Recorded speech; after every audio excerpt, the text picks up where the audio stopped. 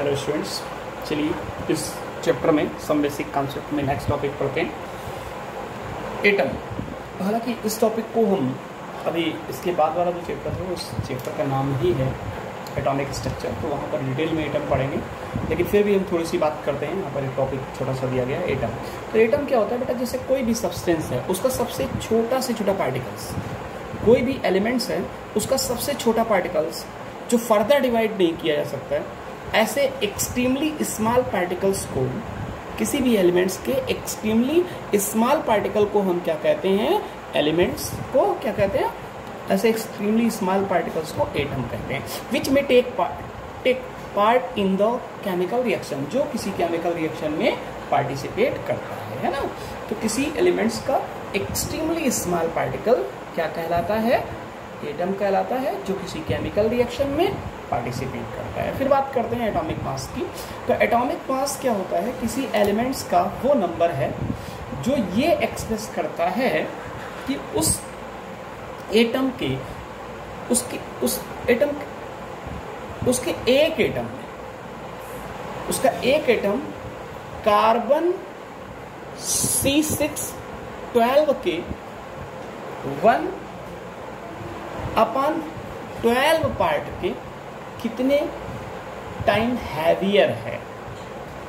समझ में आई बात? मैं क्या कहना चाह रहा हूँ कि एटॉमिक मास किसी एलिमेंट्स का वो मास है जो ये एक्सप्रेस करता है कि उसका एक एटम कार्बन C6H12 के 1/12 पार्ट से कितने टाइम हैवियर है। ठीक है ना। ऐसे मास को हम उस एलिमेंट्स के एक एटम का एटॉमिक मास कहते हैं। तो फार्मूला होता है atomic mass is equal to mass of one atom of the elements, उस एटम के एक एटम, उस एलिमेंट्स के एक एटम का mass upon 1/12 into mass of 1 C12 atom, एक C12 एटम का जो मास हो। ठीक है।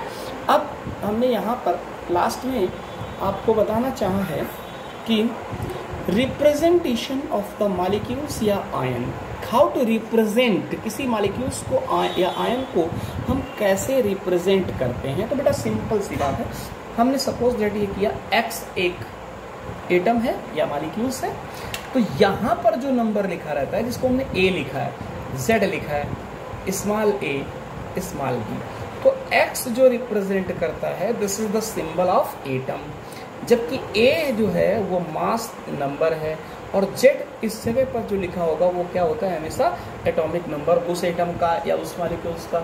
और स्मॉल a जो है वो चार्ज होता है, जबकि कैपिटल B क्या होती है बेटा, जबकि स्मॉल b क्या होती है, एटॉमिसिटी। स्मॉल b का जैसे मान लीजिए कहीं लिख दिया N2, तो यानी कि दो एटम नाइट्रोजन के एक साथ है, this is the atomicity of the nitrogen is 2।